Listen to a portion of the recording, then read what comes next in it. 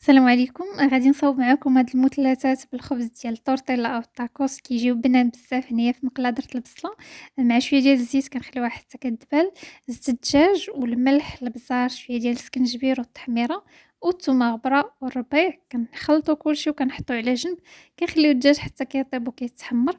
هنايا بالنسبة للبيشاميل فاللي ما كتصدقليش الطريقة العادية يطبقها بهاد الطريقة هادي.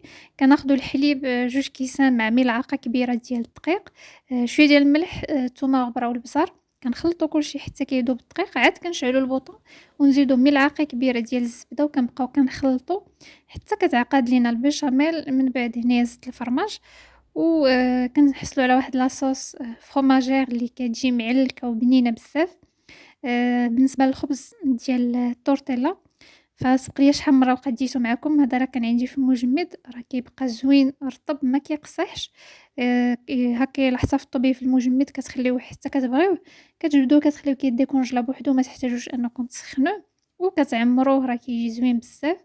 هنايا دهنت بلاصوص، درت الدجاج مع الفريت فرomاج ساندويتش وصافي كنسدو بهاد الطريقة هادي. تقدروا تزيدوا شي صوص بحال هكا إلا بغيتو، أنا زدت هنايا صوص برجر أو تقدروا تكتفيو غير بهاد لاصوص فروماجي راه كتجي بنينة بزاف. كنبريسيوهم وكنقدموهم بالصحة والراحة، راه كيجيو لذاذ، جربوهم وردوا عليا. خليتكم على خير، نتلاقاو في فيديو جديد وبسلامة.